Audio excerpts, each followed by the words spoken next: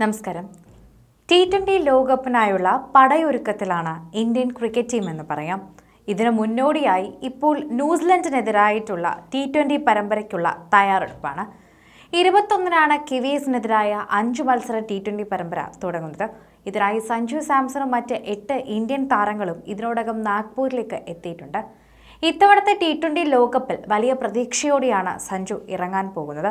ഇത്തവണത്തെ ഓപ്പണറും പ്രധാന wicket keeper റോളുമാണ് സഞ്ജുവിനുള്ളത്. വളരെയധികം പ്രതീക്ഷ അദ്ദേഹം മാത്രമല്ല, എല്ലാവരും ഉറ്റുനോക്കുന്നുണ്ട്. അദ്ദേഹത്തിൻ്റെ ഈ പ്രതീക്ഷകൾ അല്ലെങ്കിൽ അദ്ദേഹം എത്രമാത്രം ഇത് കളിക്കും എന്നുള്ളത് നോക്കിക്കൊണ്ട് തന്നെയാണ് ശരിക്കും പറഞ്ഞാൽ എല്ലാവരും ഇരിക്കുന്നത്. അതനുസരിച്ചിരിക്കും സഞ്ജുവിൻ്റെ ഭാവിയുള്ള കാര്യങ്ങൾ. ഭാവി വരച്ചു വരയാൻ പോകുന്ന ഒരു കളി തന്നെയായിരിക്കും. 2 ദിവസത്തിനുള്ളിൽ തന്നെ സഞ്ജു എന്തൊക്കെയാണ് ക്രീസിൽ ചെയ്യാൻ പോകുന്നത്, എന്തൊക്കെ മാറ്റങ്ങൾ സഞ്ജുവിന് കൊണ്ടുവരാൻ സാധിക്കും എന്ന് നമുക്ക് തിരിച്ചറിയാൻ സാധിക്കും. ശരിക്കും പറഞ്ഞാൽ അതുകൊണ്ട് തന്നെ ഏറ്റവും മികച്ച പ്രകടനം കാഴ്ചവെക്കാൻ സഞ്ജുവിന് സാധിക്കേണ്ടത് അത്യാവശ്യ കാര്യം തന്നെയാണ്.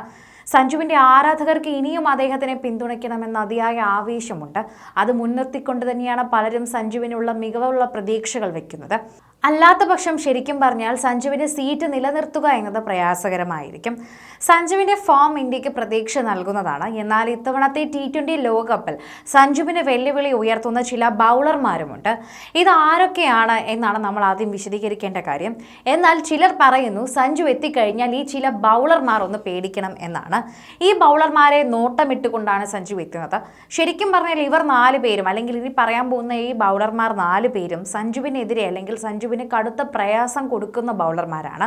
അതുകൊണ്ട് തന്നെ സഞ്ജു അവരെ ഫോക്കസ് ചെയ്യാൻ കൂടുതൽ സാധ്യതയുണ്ട്. അതുകൊണ്ട് തന്നെ അവർക്കെതിരെ കൂടുതൽ തന്ത്രങ്ങൾ പയറ്റാനും സഞ്ജുവിന് സാധിക്കും. അതിൽ ഏറ്റവും ആദ്യം പറയുന്ന ഒരു താരം എന്നത് വനിന്ദു ഹസരംഗയാണ്. വനിന്ദു ഹസരംഗയെ കുറിച്ച് സംസാരിക്കുമ്പോൾ മികവുറ്റ ഒരു ബൗളർ എന്ന് തന്നെ പറയണം. ഒരു വലിയ രീതിയിൽ തന്നെ സ്പിൻ ഓൾറൗണ്ടറാണ് വനിന്ദു ഹസരംഗെ. ശ്രീലങ്കയുടെ സ്വന്തം സ്പിൻ ഓൾറൗണ്ടർ. സഞ്ജുവിനെ T20 ഫോർമാറ്റിൽ ഏറ്റവും കൂടുതൽ പ്രയാസപ്പെടുത്തുന്ന ഒരു ബൗളർ എന്ന് തന്നെ അദ്ദേഹത്തെ വിശദീകരിക്കാൻ സാധിക്കും. അതുകൊണ്ട് തന്നെ ശരിക്കും പറഞ്ഞാൽ എത്രമാത്രമാണ് സഞ്ജുവിന് ഇദ്ദേഹം പ്രയാസപ്പെടുത്തുന്നതെന്ന് മുൻപ് കണ്ടിട്ടുമുണ്ട്. 9 തവണ ഇരുവർക്കും നേർക്കുനേരായിരുന്നു എത്തിയിരുന്നത്. അതിൽ 6 തവണ ഹസരംഗ സഞ്ജുവിനെ പുറത്താക്കുകയും ചെയ്തു. ശരിക്കും പറഞ്ഞാൽ അത് വളരെയധികം പ്രയാസപ്പെട്ട ഒരു കാര്യം തന്നെയാണ് എന്ന് പറയണം. 118.51 സഞ്ജുവിന് ഹസരംഗയ്ക്കെതിരായിട്ടുള്ള പ്രഹരശേഷി എന്നതുകൂടി നമ്മൾ മാത്രമായി കണക്കാക്കുകയും ചെയ്യണം എന്ന് കൂടി പറയണം. സഞ്ജു അല്പം ആധിപത്യം കാട്ടിയിട്ടുണ്ട് എങ്കിലും വളരെയധികം തന്നെ എല്ലാവർക്കും പ്രയാസപ്പെട്ട ഒരു റോള് തന്നെയാണ് സഞ്ജുവിൻ്റെ മുന്നിലുള്ളത് എന്നതുകൂടി നമ്മൾ എടുത്തു പറയേണ്ട ഒരു കാര്യം കൂടിയാണ്.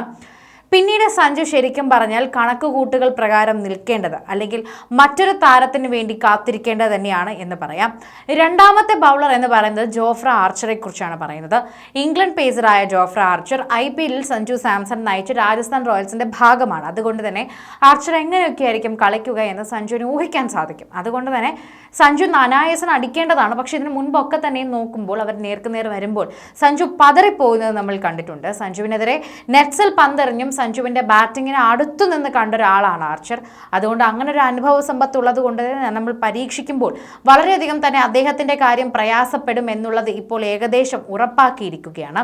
ശരിക്കും പറഞ്ഞാൽ അത് വളരെയധികം തന്നെ എല്ലാവരെയും ബുദ്ധിമുട്ടിപ്പിക്കുകയും അതുപോലെ തന്നെ എല്ലാവരും ഒന്ന് ചിന്തിക്കുകയും ചെയ്യുന്ന ഒരു സമയമായി മാറുകയാണ് എന്ന് തന്നെ പറയാം. അടുത്തതായി സഞ്ജു ഭയക്കേണ്ടത് ദക്ഷിണാഫ്രിക്കൻ പേസർ മാർക്കോ യാൻസനെ ആയിരിക്കും. അദ്ദേഹത്തെയാണ് പിന്നീട് സഞ്ജു കരുതിയിരിക്കേണ്ടത്. അതിവേഗത്തിൽ പന്തെറിയുന്ന താരമല്ല യാൻസൺ.